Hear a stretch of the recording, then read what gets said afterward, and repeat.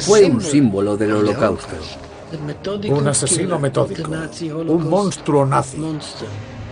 El culpable directo de los asesinatos de 6 millones de judíos. El Mossad recibió la información de que Adolf Eichmann estaba viviendo en Buenos Aires. Estábamos seguros de que aquel hombre era Eichmann. Los agentes del Mossad arriesgaron sus vidas como nunca con esta operación. Los pasos a seguir estaban claros: capturarlo y traerlo a Israel con vida.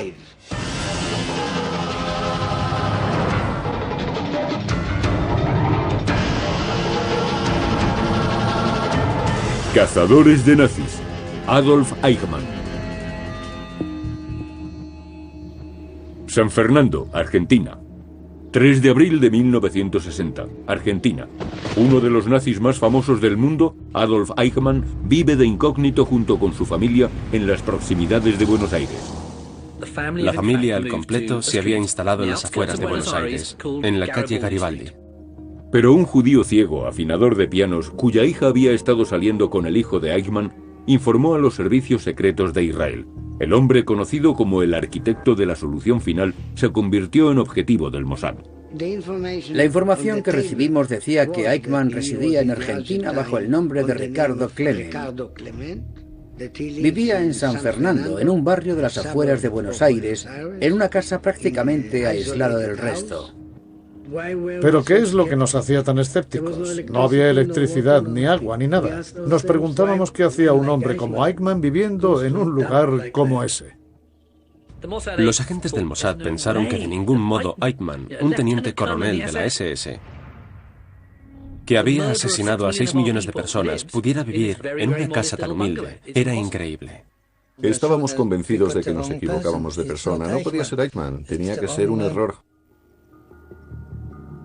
Un espía del Mossad, Zvi Aharoni, fue enviado a Argentina para investigar. Aharoni hizo que uno de sus hombres contactara con Eichmann. Aharoni decidió arriesgarse y enviar a uno de sus hombres para que hablara con el presunto Eichmann con la excusa de que quería comprar tierras cerca de sus terrenos. Escondimos una cámara dentro de un maletín. Él no podía verla. Apretando un botón que había junto al asa, hacía fotografías. Así podríamos hacer varias fotografías sin que él se diera cuenta. Así conseguimos estas instantáneas. Aharoni tomó fotografías del presunto Eichmann, luego las observó y las comparó con retratos antiguos. Su oreja izquierda nos sirvió como huella dactilar. En una de las fotos sacamos un primer plano de su oreja izquierda, la comparamos con otra foto que teníamos de él con el uniforme de la SS, donde podía verse muy bien la oreja izquierda. Estábamos casi seguros, por no decir al 100% convencidos, de que aquel hombre era Eichmann. Tel Aviv, Israel, 8 de abril de 1960. Aharoni regresó a Israel y mostró las pruebas al jefe del Mossad, Isser Harel. Harel se las enseñó al primer ministro David Ben Gurion. Ben Gurion vio en aquello una oportunidad.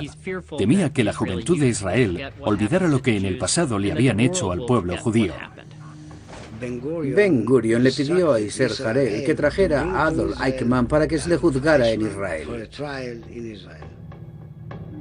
El plan era simple pero arriesgado. Un grupo de agentes secretos raptaría a este criminal de guerra y lo llevaría a la fuerza a más de 14.000 kilómetros, a Jerusalén. Harel eligió a la gente con las habilidades y el coraje necesarios para dirigir dicha operación. El comandante del Mossad, Rafi Eitan. Primero calculé el número de personas que necesitaba y después empecé a seleccionar a los agentes más cualificados. Rafi Eitan reunió a un grupo de hombres de un modo similar al de las películas o novelas de espías. Cada miembro del equipo fue elegido según una especialidad. Uno era un falsificador, otro un maestro de los disfraces y otro experto en logística. No eran agentes como James Bond, atractivos y perfectamente trajeados. Eran hombres normales, corrientes, tipos que no destacarían entre una multitud. Eso es lo que les convertía en los hombres idóneos. Para la gente la misión se convirtió en algo personal. Adolf Eichmann era el responsable de los llamados trenes de la muerte nazis. Fue él quien había organizado el transporte de millones de judíos de toda Europa hasta las cámaras de gas. Eichmann es conocido como el arquitecto de la solución final, y era muy bueno en su trabajo. Los padres de muchos de esos agentes habían sido asesinados por este hombre. Era un nazi extremista, retorcido, violento, calculador y eficiente. Al final de la guerra, Eichmann presumía con uno de sus amigos nazis de que podía morirse tranquilo, ya que había matado a 6 millones de judíos. Su plan consistió en aislar a la población judía, llevarla a los guetos y, por último, trasladarlos a campos de exterminio como Auschwitz, donde los mataban. Se comportaba como si estuviera traficando con vidas, con las vidas de toda esa pobre gente. Era un experto en judíos y sabía mucho acerca de ellos. Era un hombre de oficina, pero también salía al campo de batalla. Le gustaba ir a ver las técnicas que utilizaban, como las cámaras de gas o cuando fusilaban a los judíos. Disfrutaba viendo todo aquello. Era un monstruo, un maldito asesino nazi. No tenía escrúpulos. Esta operación era crucial para el Mossad. Si se completaba con éxito, los servicios de inteligencia de Israel serían respetados por todos. Querían mostrar al mundo que Israel era un país poderoso. Era su forma de decir a sus enemigos que daba igual dónde se escondiesen, que les encontrarían y les darían su merecido. Buenos Aires, Argentina, 22-24 de abril de 1960. 2 semanas después de que Eichmann fuera fotografiado, un grupo de agentes del Mossad llegó a Argentina en vuelos separados y en días distintos. Todos viajábamos con pasaportes falsos hasta un país desconocido para nosotros, cuyo idioma no hablábamos. En caso de problemas, no teníamos a quién recurrir. El departamento de logística del Mossad nos dio el itinerario, la ruta para llegar a Argentina, hoteles para hospedarnos, las identificaciones que debíamos usar. 25 de abril de 1960. El objetivo principal era confirmar que el hombre de la fotografía seguía en el mismo domicilio. El experto en vigilancia, Abraham Bendor, se desplazó hasta la calle Garibaldi. Quería explorar aquella zona. Zvi conducía el coche y yo iba sentado en el asiento del copiloto. Casualmente, llegamos al mismo tiempo que el autobús. Y de repente vi a un hombre caminando. Entonces le dije a Zvi que era él, era el hombre de la foto. Es Eichmann, es Eichmann. Zvi se puso tan nervioso que frenó de golpe y los frenos rechinaron. Le dije que tuviera más cuidado, no podíamos levantar sospechas. Cuando Zvi pegó aquel frenazo, pensé que no era apto para formar parte del equipo. Se ponía nervioso con demasiada facilidad. Eichmann siguió andando unos 150 metros antes de girar a la izquierda. 15 minutos más tarde volvió a torcer a la izquierda y se metió en la única casa que había por allí.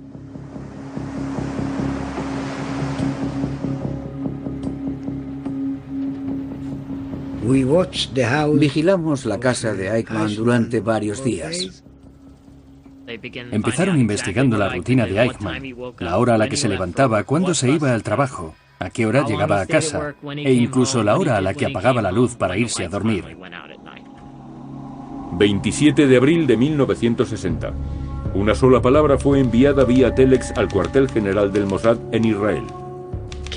La palabra clave era zanahoria y significaba varias cosas. Primero, que habíamos encontrado al hombre que aparecía en la fotografía que Zvi había hecho. Segundo, que estábamos estudiando la viabilidad del secuestro. Y tercero, que seguiríamos vigilando la casa. Desde Jerusalén, el jefe del Mossad dio luz verde a la operación Eichmann. Debían capturar al hombre que había organizado el terrible genocidio judío en Europa y trasladarlo a Israel, donde sería juzgado como criminal de guerra. Yo tenía 14 años cuando me fui de Checoslovaquia. Nos mudamos a Hungría, pero en 1944 nos llevaron a Auschwitz. Todos nosotros, mi madre, mi hermana, mi padre, mi abuelo, mi tía y yo, subimos a un tren. Estábamos muertos de miedo y de hambre. Teníamos frío y sufríamos vejaciones. Fuimos trasladados a la fuerza Auschwitz para ser exterminados. Tras diezmar la población judía de Polonia en 1944, Eichmann planeó exterminar a 700.000 judíos húngaros. Sin lugar a dudas, cualquier judío húngaro o cualquier persona con raíces húngaras que sea judío tiene algún pariente o ancestro que fue asesinado por Adolf Eichmann. Cuando abrieron las puertas, incluso antes de ver lo que había fuera, oímos cómo ladraba un pastor alemán. Y yo no me lo podía creer. No me podía creer que estuviéramos en aquel lugar tan horrible. El jefe del Mossad sabía que una solicitud de extradición para Eichmann en Argentina no surtiría efecto. Probablemente el criminal nazi se escaparía cambiándose de escondite. 4 de mayo de 1960. El equipo israelí estaba ya allí, pero debían tener un plan. No era cuestión de darle un golpe en la cabeza, meterlo en un coche y trasladarlo en un avión sin más. Tenían que planificarlo todo muy bien, pensar si iban a retenerlo y el lugar donde lo harían. Tenían que alquilar una casa, pero era complicado. Alquilar una casa en Argentina en 1960 no era nada fácil. Debían resolver muchas cuestiones. La misión fue encomendada al maestro del disfraz, Giskat Neset. Haciéndose pasar por un supuesto inquilino, consiguió alquilar un chalet a 1 hora en coche de Buenos Aires. Eligieron aquella casa porque no tenía vecinos cerca. Tenía un patio trasero y habitaciones amplias para hospedar a todos estos agentes. Era una casa normal en un vecindario tranquilo de Buenos Aires. Tras planificar la primera parte de la misión, ahora debían pensar cómo sacar a Eichmann del país. A Karel se le ocurrió que podríamos volar con la compañía israelí, El Al. Pero la compañía nacional israelí no tenía vuelos a Buenos Aires, aunque excepcionalmente fletaban un vuelo rumbo a tierras argentinas. Afortunadamente hubo una inesperada coincidencia. Se iba a celebrar el aniversario de la independencia de Argentina, y los israelíes dijeron que querían enviar una delegación. El gobierno argentino accedió, así que fletarían un vuelo para la ocasión, y en el avión de vuelta meterían a Eichmann para sacarlo del país. Así que las fechas de la operación debían coincidir con las del avión que iban a fletar a Buenos Aires y volvería después a Israel. Pretendían que el avión llegara el 12 de mayo y que volviera al día siguiente. Eso les daba una semana para secuestrar al criminal, así que no podían perder ni un segundo. Le veíamos todos los días, siempre a la misma hora, excepto los domingos. Siempre subía al mismo autobús y a la misma hora. Eichmann era un hombre de costumbres. Le gustaba bajarse del autobús número 202 todos los días a la misma hora, a la vuelta de la fábrica de coches donde trabajaba. La calle que llevaba a su casa era muy tranquila. No había casi nadie por allí. No había apenas transeúntes ni coches que pasaran por allí. La calle Garibaldi en 1960 era la peor calle de todo el hemisferio sur para llevar a cabo un secuestro. Estaba completamente expuesta. La casa de Eichmann no era más que un bloque de hormigón. Era como una gota de vino en una camisa blanca. Al no ver nada alrededor de ese lugar, cualquier cosa excepcional que ocurriese podía llamar la atención enseguida. Era un lugar extraño para un secuestro, pero ¿dónde si no iban a hacerlo? Entonces tuvimos una idea. Después de observarle y ver su forma de proceder, estábamos convencidos de que el mejor momento para atraparlo era hacerlo cuando caminaba de la parada de autobús a su casa. Aunque hacerlo de manera perfecta no iba a ser fácil.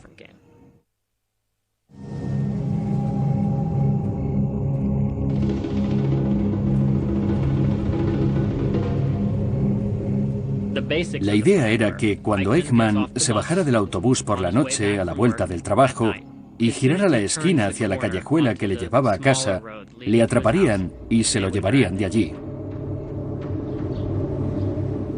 Zvi Malkin iría a pie desde la casa hasta la parada de autobús a la hora a la que Eichmann caminaba hacia su vivienda. Ambos irían caminando en sentido contrario y debían encontrarse cuando hubieran recorrido a la mitad del camino aproximadamente. Entonces Zvi Malkin debía dirigirse hacia él y decirle: «Un momento, señor, quisiera preguntarle algo». Ese era el plan inicial. Con el fin de automatizar el mecanismo y la estrategia, lo practicamos cientos de veces. Simularon la situación reduciendo a Eichmann en el suelo y metiéndole a la fuerza entre dos dentro del coche para luego escapar de allí. Queríamos hacerlo todo en 20 segundos. Estudiaron infinidad de veces la ruta por la que escaparían en caso de que la policía les persiguiera. No llevábamos armas porque podía resultar un acto muy incriminatorio. Además, ¿para qué las queríamos? No teníamos intención de disparar a nadie. Sabíamos que los únicos que nos podían intentar detener serían policías o soldados del ejército argentino. Así que decidimos que era mejor prescindir de las armas. Y eso suponía más riesgos. Los agentes del Mossad corrían un enorme riesgo al llevar a cabo esta operación. En la Argentina de 1960, los espías extranjeros no eran ejecutados, pero se pasaban décadas en prisión por dichos delitos. Y obviamente, la posibilidad de volver a casa habría sido denegada, como suele suceder con la mayoría de los espías. Así que el riesgo era enorme. Tras la Segunda Guerra Mundial, Argentina había proporcionado refugio a oficiales nazis de alta graduación como Eichmann. Juan Perón, presidente de Argentina, había creado una red para atraer nazis a Argentina. Era bien sabido, entre los nazis que intentaban escapar años atrás, que si conseguían llegar a Argentina, el gobierno les daría refugio.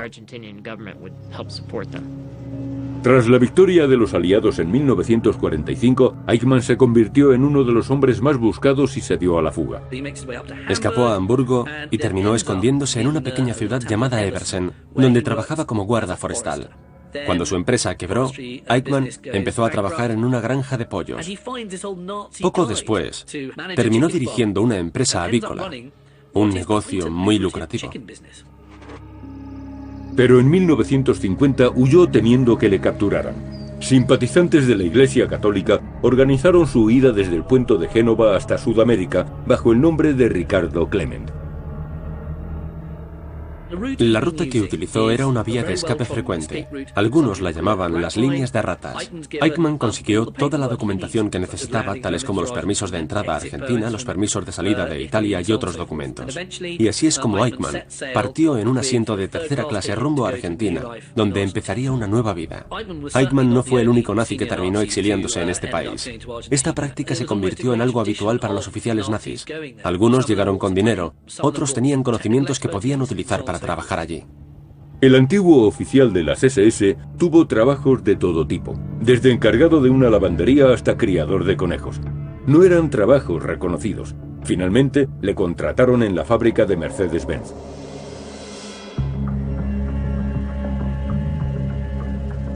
Mientras que la dictadura militar argentina acogía a nazis como Eichmann, los agentes israelíes lo tenían difícil para moverse por el país.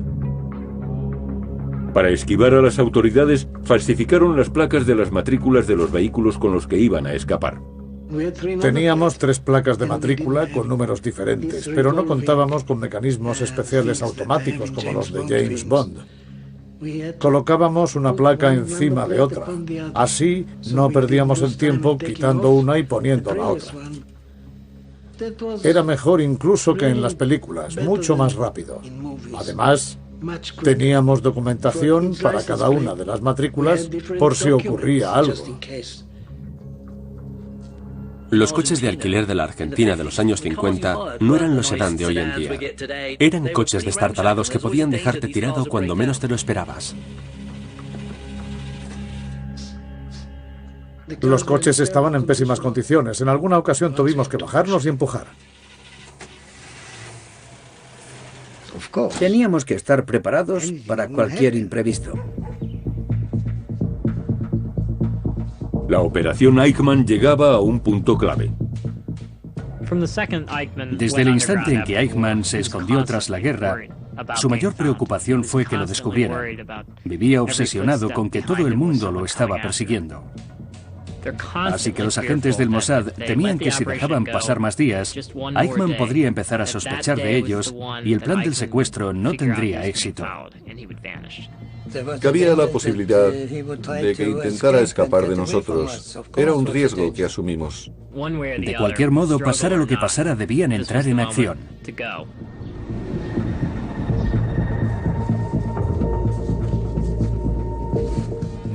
No podríamos estar en contacto entre nosotros. No teníamos comunicación ni armas. Podría parecer una operación con métodos muy rudimentarios, pero a veces este tipo de misiones sale mejor que las otras. 11 de mayo de 1960. Comienza la operación del secuestro de Adolf Eichmann. Los agentes del Mossad llegaron al anochecer, 30 minutos antes de la hora a la que Eichmann llegaba a casa del trabajo, para aparcar de forma estratégica. Utilizarían dos coches, uno para atraparlo y otro que serviría de escolta, y para bloquear el paso en caso de que la policía les persiguiera. En el primer coche había 4 agentes. Estos miembros del equipo se encargarían del secuestro. Ellos tenían que atraparle. Debían bajarse del vehículo, levantar el capó y hacer que miraban el motor del coche. Era la típica táctica de hacer que el coche se había averiado. Y esperaron.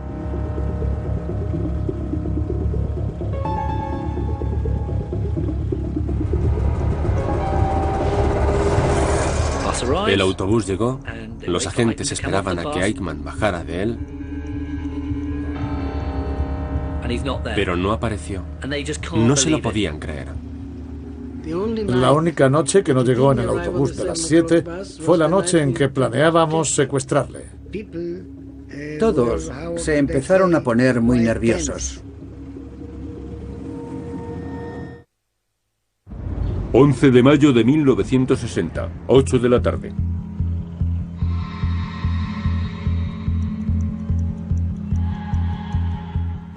Todas las noches Eichmann llegaba puntualmente en el mismo autobús, pero el día del secuestro no apareció. Nuestros agentes esperaron y esperaron. Después de más de 20 minutos no había ni rastro de él, así que empezaron a preocuparse. Algunos ciclistas y transeúntes pasaron por allí y preguntaron qué ocurría. La situación empezó a ponerse muy tensa. Zvi Aharoni me preguntó, ¿qué hacemos? ¿Nos vamos? Pero yo le dije que esperaríamos. Además estaban en la calle Garibaldi, una calle totalmente aislada. Era imposible no llamar la atención. Y de repente llegó otro autobús. 8:05 de la tarde. De él bajó un hombre de baja estatura. Caminaba solo en la oscuridad de la noche. Se trataba de Adolf Eichmann. No había duda. Vimos a Eichmann acercarse, así que reanudamos la operación. Cuando se acercara, yo tenía que cegarlo con los faros para que no pudiera ver el otro coche. Eichmann se acercaba. Lo único que uno de los agentes sabía decir en castellano era «un momento» o «un momentito», ni una palabra más. Le dijimos «un momentito, señor, quisiera preguntarle algo». Esas palabras bastaban para que Eichmann se acercara un instante, así que las pronunciaron. Pero Eichmann estaba asustado. Al meterse la mano en el bolsillo pensaron que tenía una pistola. Entonces Malkin se le abalanzó. En lugar de taparle la boca, le agarró del cuello. Intentó sujetarle la mano que se había llevado al bolsillo. Y Eichmann comenzó a gritar como loco. Empezó a gritar. Así que comencé a hacer ruido con el motor del coche para tapar los gritos.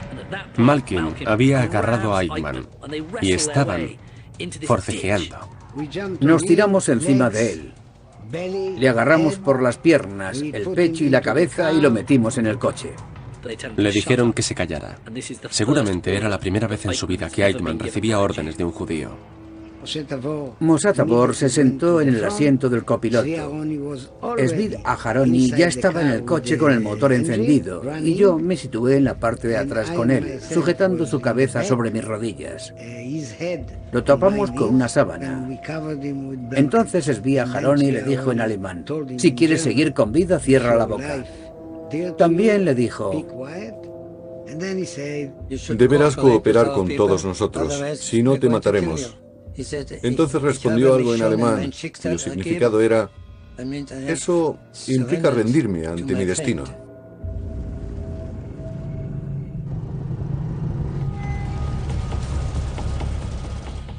Teníamos a Eichmann. Ahora teníamos que llegar cuanto antes a nuestro refugio. Ninguno dijo ni una palabra. Yo le tenía la boca tapada con mi mano. Estaba totalmente callado. Tras circular unos pocos kilómetros, paramos y cambiamos la matrícula del coche. Eran placas de matrícula argentinas. Las cambiamos por otras del mismo país. Estas eran forjadas, así que no levantarían sospechas. Tuvimos que cambiarlas en cuestión de segundos. La calle Garibaldi estaba lejos de la casa. No olvidemos que iban en un coche de alquiler de la Argentina de los 60. Era un coche pequeño y destartalado. Si se averiaba y la policía aparecía, estaban acabados. De repente nos encontramos con un control de la policía. Un policía nos paró, pero ni él ni yo pronunciamos una sola palabra. Vieron las placas de matrícula y dijeron que podíamos pasar. 8:55 de la tarde. Durante el trayecto se respiraba la tensión, pero llegaron a la casa sin mayor complicación. Tenían a Eichmann. Le pusimos unas gafas con los cristales tapados para que no pudiera ver ni reconocer a nadie. No le dijimos ni una sola palabra. No hablamos con él, ni él con nosotros. Le quitamos la ropa para asegurarnos que no tenía una pistola o algún objeto punzante con los que quitarse la vida. Tenían un médico en el equipo que le examinó y dijo que estaba bien del corazón. A nadie le gusta la idea de que lo secuestren. Y aunque estaban casi convencidos de que aquel hombre era Eichmann, tenían que estar completamente seguros de que no habían raptado al hombre equivocado. Antes de viajar a Argentina, estudiamos los archivos de las SS que teníamos. Así que sabíamos las medidas de Eichmann, las cicatrices de su cara y otros datos que nos servirían ahora. Todo esto nos ayudó a identificarlo antes de hablar con él. 9:15. Uno de los agentes, Zvi Aharoni, fue el encargado de interrogar a Eichmann con el fin de obtener información de quién era, saber a qué se dedicaba y averiguar otros datos de interés. Le pregunté cuál era su nombre, a lo que respondió Ricardo Clement. Le respondí, ¿es su verdadero nombre? Pero él se negó a contestar.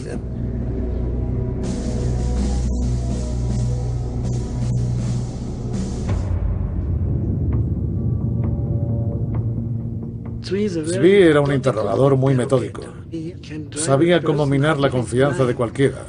Era capaz de formular hablando tranquilamente la misma pregunta una y otra vez. Le dije, Ricardo Clement, ¿ha sido siempre tu nombre? ¿Cómo te llamabas antes? Entonces respondió, Otto Henninger. Otto Henninger. Otto Henninger era el nombre que Eichmann usó en Alemania tras la guerra. Los agentes sabían el número de identificación de Eichmann de las SS. Encontraron una cicatriz en el lugar donde debía estar el tatuaje que delataría su identidad. Eichmann se quitó ese tatuaje cuando terminó la guerra porque sabía que podían identificarle así. Zvi le preguntó si pertenecía a las SS y él respondió que sí. Entonces le preguntó cuál era su número de identificación y dio exactamente el número de Eichmann. ¿Cómo iba a saber el número de identificación de Eichmann si supuestamente se llamaba Otto Henninger? Evidentemente no era un genio, había cometido un error. Entonces Eichmann se dio cuenta de lo que pasaba. En menos de 15 o 20 minutos, el hombre que habían secuestrado confesó que era Adolf Eichmann. 10:35 de la tarde. Estábamos muy contentos de haberle atrapado. Hasta ese momento no estábamos seguros de que fuera Adolf Eichmann. Le pregunté cuál había sido su misión en la guerra y su participación en el genocidio. Pero él lo negó todo, absolutamente todo. Teniendo en cuenta que era un auténtico monstruo, todos se lo imaginaban con una presencia física mucho más impactante. Pero era un hombre bajito, aparentemente débil. Y aún así fue el cerebro que organizó el genocidio de los judíos.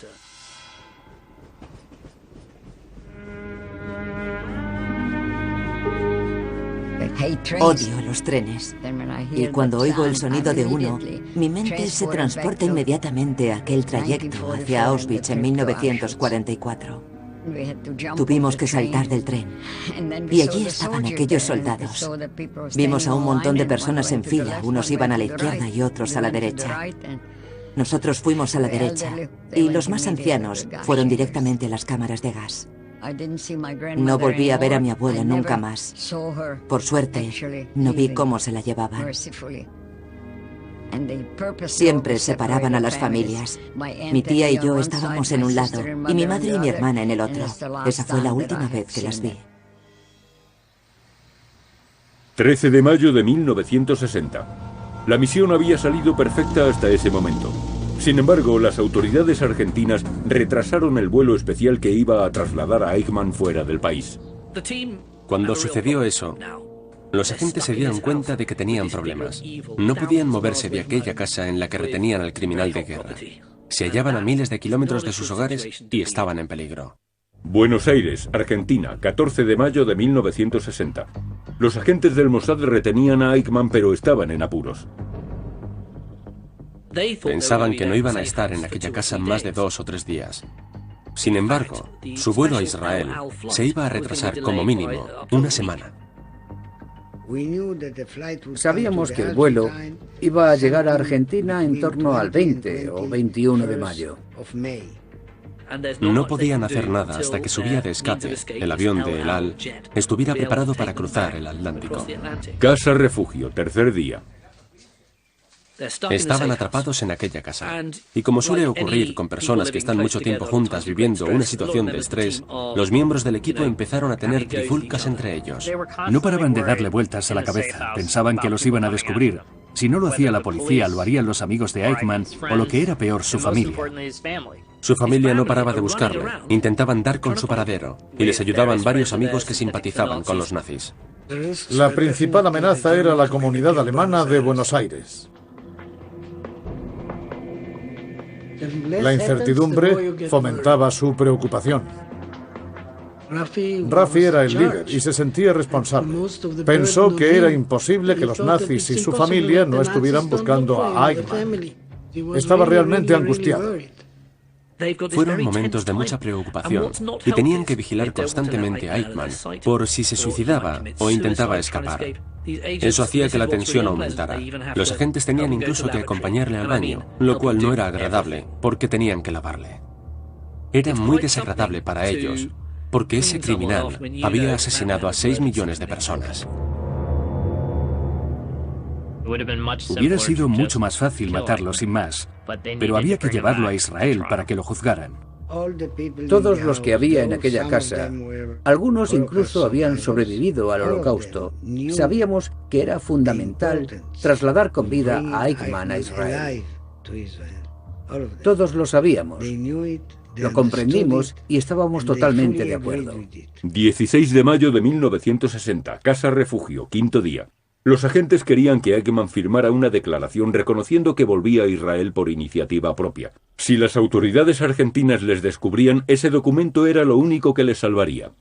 Eichmann argumentó que era ciudadano alemán y que por esa razón debía ser juzgado allí, pero los agentes le dijeron que sus órdenes eran trasladarle a Israel y finalmente consiguieron que firmara.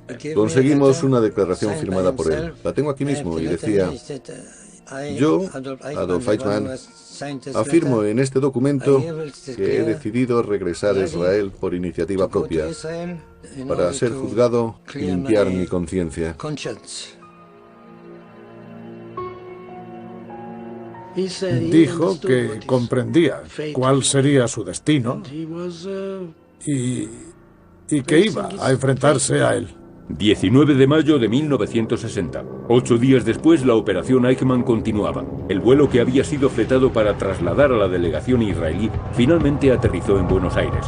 24 horas más tarde se inició la última y más peligrosa fase de la misión. Aeropuerto Internacional de Buenos Aires. El plan para sacar a Eichmann del país en aquel vuelo era realmente brillante. Consistía en disfrazarle con el uniforme del personal de vuelo. El médico que nos acompañaba se encargó de él y le puso una inyección. Así pensarían que estaba bebido y abandonaron la casa. 11 de la noche. Finalmente llegaron al aeropuerto. Cruzaron por la zona por donde se permite pasar a la tripulación. Eichmann parecía como en estado vegetal. Le sacaron y le ayudaron a subir las escaleras hasta el avión con el uniforme puesto y esperamos a que el avión despegara. Los diplomáticos que habían venido a Argentina ya habían desembarcado. El único pasajero que volvería a Israel con los agentes del Mossad era Adolf Eichmann. Una hora antes del despegue, le dijeron a la tripulación que estaban escoltando a Eichmann y que su misión era sacarle fuera del país. Los agentes viajaban haciéndose pasar por diplomáticos israelíes y personal fuera de servicio de la compañía El Al. Aunque ya habían subido a Eichmann al avión y lo habían sentado en su asiento de primera clase, aún no estaban sanos y salvos en casa. Las autoridades de inmigración de Argentina se presentaron en el avión. Era un trámite habitual. Querían comprobar los pasaportes. Los comprobaron uno por uno y por supuesto Eichmann también tenía un pasaporte falso. Les preguntaron qué le ocurría. Y les respondieron que había bebido demasiado. Había salido de juerga por Buenos Aires y había estado bailando y divirtiéndose. A aquel argentino le pareció algo totalmente normal. No debía ser el primer viajero borracho que veía. Después abandonaron el avión por las escaleras.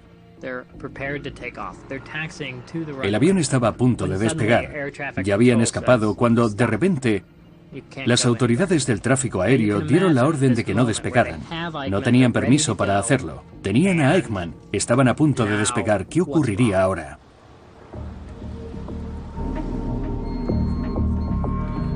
Unos instantes antes de despegar, el avión que trasladaba a Eichmann fue detenido.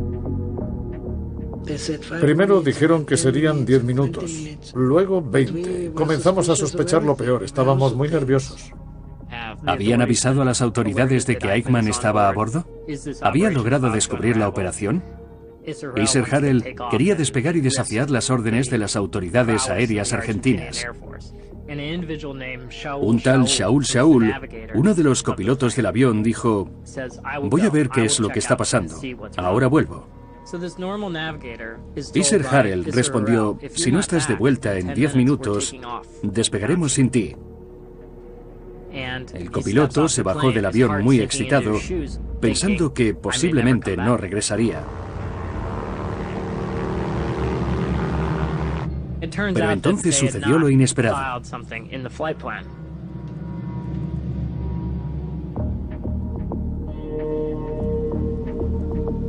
El copiloto volvió al avión y despegaron. Aquello supuso un alivio y una gran alegría para nosotros, porque finalmente habíamos despegado y volábamos rumbo a Israel con Eichmann en el avión. El piloto anunció que acababan de abandonar el espacio aéreo de Argentina. Eso fue un motivo de celebración para todos ellos. Pero aún no habían conseguido regresar a casa. En aquella época, normalmente, se solía volar por el norte hasta Brasil desde Buenos Aires, repostar en Recife y seguir a través del Atlántico por Dakar, donde volvían a repostar de nuevo antes de llegar a Israel. Y por supuesto, los agentes israelíes no querían bajo ningún concepto aterrizar en ningún país de Sudamérica. Así que intentaron cruzar el Atlántico hasta Dakar sin repostar ni una sola vez. Casi no lo consiguen. Volaron con el depósito prácticamente vacío, pero por fin aterrizaron.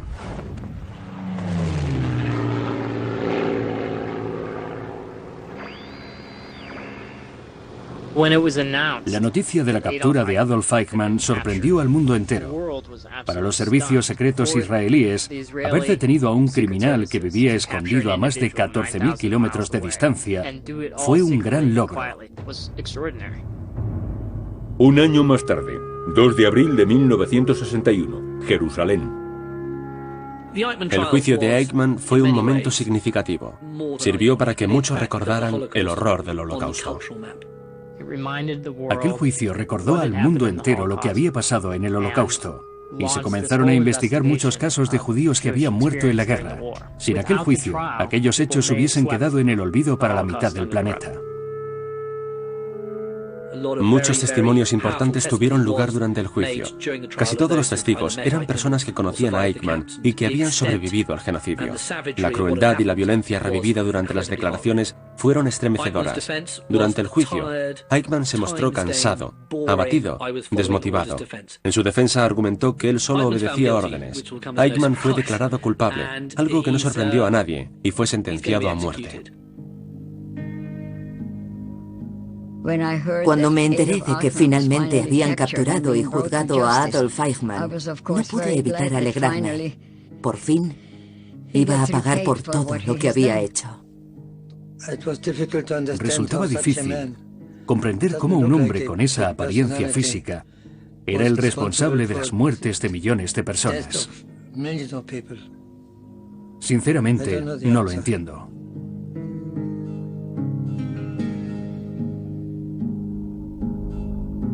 La noche previa a que le ahorcaran, Eichmann escribió una carta a su familia. En ella declaraba lo mucho que amaba a Alemania y afirmaba que todo lo había hecho por su patria. Aquel día fueron a por él a su celda, lo sacaron de allí y le ahorcaron. Fue rápido y eficiente. Después, Eichmann fue incinerado y metieron sus cenizas en una urna. Desde un barco las dispersaron por alta mar, fuera de las aguas jurisdiccionales de Israel, para que ningún judío sintiese nunca más la presencia de aquel terrible criminal. Las cenizas fueron esparcidas en el agua, pero algunas se quedaron en la urna. Así que la enjuagaron para que no quedase ningún rastro de Eichmann. Después, regresaron a casa.